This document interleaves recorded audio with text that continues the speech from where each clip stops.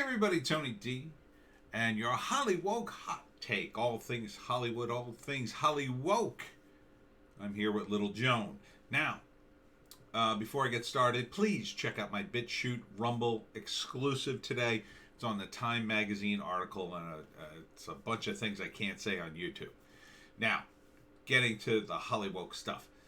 John Nolte with an op-ed about how the fake media destroys Trump supporters like NFL legend Jim Brown. And basically what he's saying in this is in the movie One Night in Miami, which came out, the media is talking about it, and then they're saying that the movie glosses over Jim Brown's domestic abuse issues, which he's had, but so do two of the other historical characters in the movie, Malcolm X and Sam Cooke. And what he says is they're picking on Jim Brown exclusively, leaving the other two alone because he's a Trump supporter. Probably. Yeah, I mean, I could see him doing it. It's just the way it operates in Hollywood, right? It's if you're on the left, you're kind of untouchable. You're in their camp, so they're going to help you out. If you're not, you're fair game. So it's not like they're picking on him. They're just not picking on the other two, which isn't fair and kind of the same thing, right? And that's the way it goes in Hollywood, or Hollywoke. But the left also eats its own. Sia apologizes, deletes her Twitter account over woke backlash from her debut feature film. Her debut feature film is called Music. It's the main character is autistic, but the actor who plays her is not autistic. And autistic Twitter, I guess, is furious about that. Again, let me explain how acting works. Actors play other people who aren't those people. So if an actor who's autistic has to play autistic characters, or rather autistic characters have to be played by autistic actors, then you're creating a world in which actors can't really act. They always have to be what they are. You know, it doesn't, I mean, what if you have a character? I mean, the guy who played Jim Brown obviously wasn't Jim Brown. Does it have to be played by one of his relatives, or it's not authentic? In One Night in Miami, this is stupid. She should not have apologized, although the movie did look pretty woke already, and that's the ironic thing about it. This is how the left eats its own. It's already a woke movie about an autistic girl. Not good enough. Never good enough. This is why when the woke come knocking, you just go F you, or ignore them, or whatever. You cannot cater to these people enough. It's never enough, because they're there to complain and draw the attention to them. They don't care about your movie. They only care about themselves. Biden team asked to meet with Ice Cube to discuss contract with Black America after snubbing him on the campaign trail. You may remember that, it was a big news story. Ice Cube went to Trump to talk about the Platinum Plan, and the Biden team was like, oh, we'll talk to you after the election. And people were mad at Ice Cube, and Trump, tweaked the deal, and they had a deal in place, essentially, if Trump got reelected. Now it's not there. Now you're going to have to deal with Biden. I have to give credit to Ice Cube. He went to Trump. He was looking for a deal, and that was a smart thing to do. I don't know what kind of deal he's going to get from Biden, though. All I could say, Ice Cube, watch out. They're snakes. But this is the big story. I don't know if you ever heard of Saad, but he is a famous, I guess you'd call him a thinker, a famous thinker. He writes for Psychology Today. And he had this article about Seth Rogen, which got removed. They called it unpublished. You don't unpublish things. You've removed it from your website. You've censored it from your website. That unpublished is not a word, as far as I know. But he got in on Twitter with Seth Rogen, and he's big time, I guess, a socialist.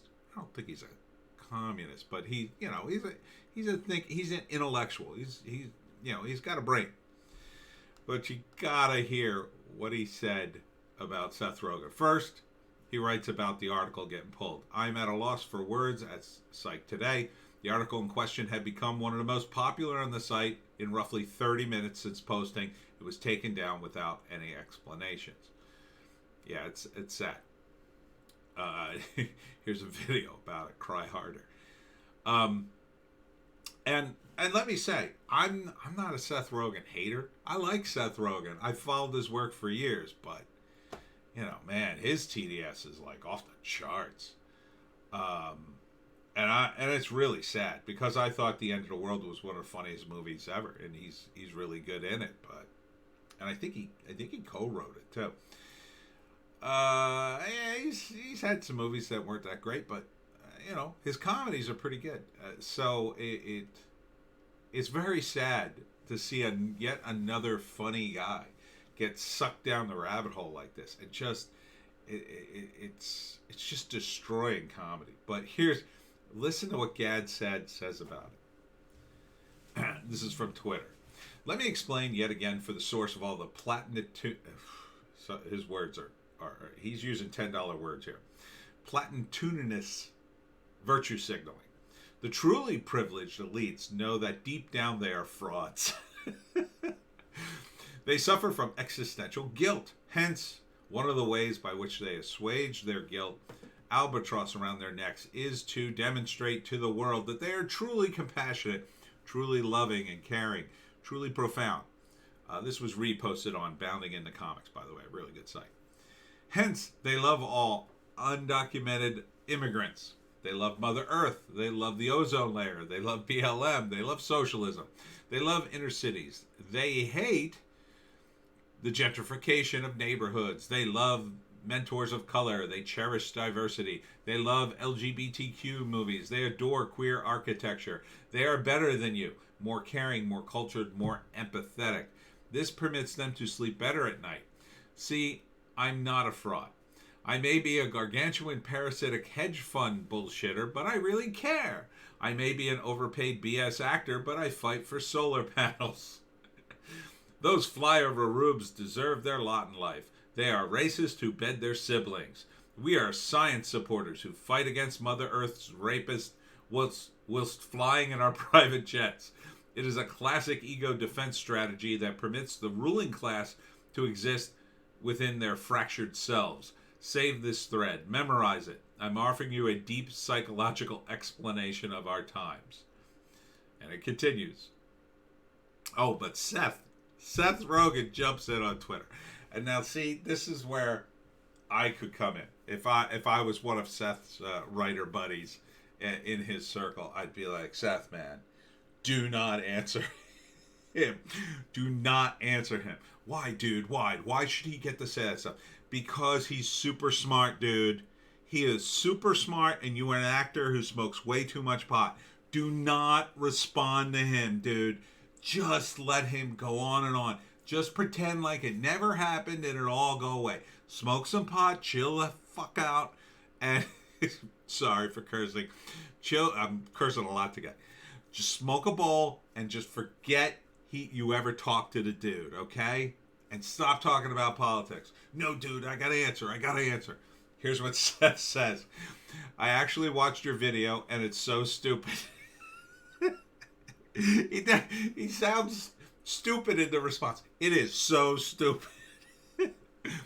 Why was I a left-wing socialist when I was broke and unemployed, according to your brilliant theory?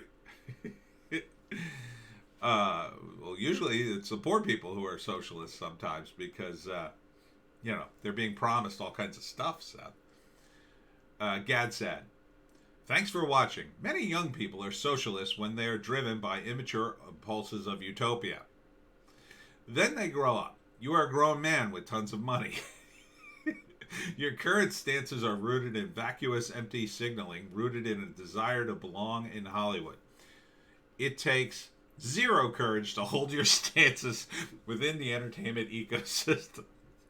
You espouse bullshit rhetoric that wins you points at the cool kids' parties, but you are otherwise as ignorant as my out of order toaster. Damn! Savage take.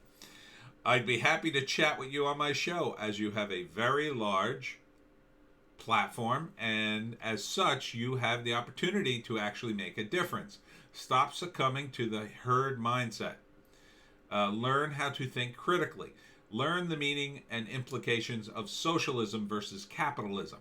You are among the most privileged people in the history of humanity. And again, I'd be like, Seth, dude, do not respond. Well, dude, look, he's calling me stupid. Dude, you are stupid to respond to him. He is like a big brain, dude. He's not smoking pot and playing video games. He is thinking all day, okay? You don't. No, I'm going to respond, dude. It must be weird. This is Seth. It must be weird to do your best to try to act way smarter than someone and simultaneously beg them to come on your podcast because you need publicity. Ugh, dude. It's brutal. The moment you say, oh, you're trying to act way smarter. He is way smarter than you, Seth. Okay? I'm just going to say it. I'm not trying to... It's just my opinion, but Jesus, man. He is a big brain. A big brain who thinks big thoughts all day long. You don't do that. You made a movie where you voiced a character who was a hot dog. Gad said, beg them, no sugar. I offered you to come on my show because you do have a large platform from which you could do great things. I am epistemologically well calibrated. I know what I know and what I don't know. I am sure that there are tons of things that you can teach me. He's being very diplomatic.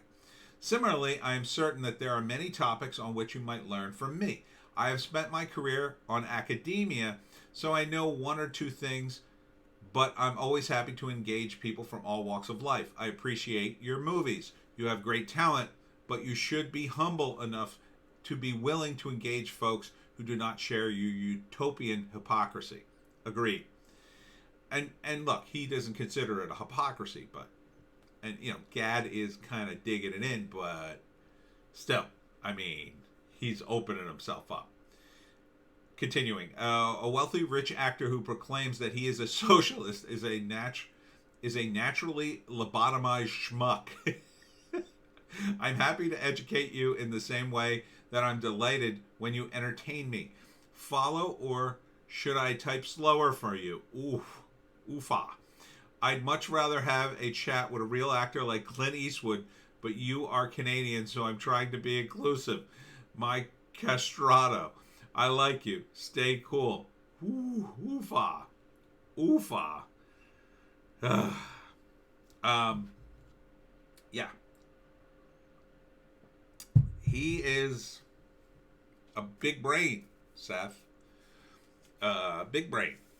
Big brain. And look, and I say that, and the guy's a socialist, and I'm not, I'm not a fan of the socialism like you. But Jesus, man, it's not like you've been, I guess you've been a socialist for a long time when you were poor or whatever, but he lives in academia. He reads these books. He uses words I can't even pronounce, dude. What the heck are you doing? Why would you argue with this guy on Twitter in public?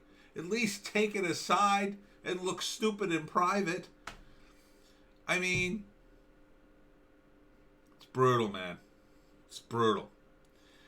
But, probably doesn't hurt your comedy career, if it's any consolation. I mean, nobody expected you to win this argument. I mean, I don't think I would win the argument. And I'm pretty smart and well-read. I mean, I'm a writer. Although I write a lot of comedy stuff, but you know, it's just I don't know why these actors do this. If I had the kind of money that a Seth Rogen had, I would not. Why would you even go on Twitter? Why even be on the platform, Seth? It's pointless. You're worth millions of dollars. You've got so many better things to do with your time. There's so many things you could do, and it's just mind-blowing to think how much money you have and all the stuff you could be doing with it. But like Gad said, it's the ecosystem of entertainment that you exist in. I think that pushes you to do this kind of thing. And ultimately, I think people like yourself are in a privileged position, and you're protected by the ecosystem because you're such a cash cow. But when you step out of that and you're not protected, like talking to a guy like Gad, you're in trouble, dude. Dude, just smoke pot and play video games. You're rich.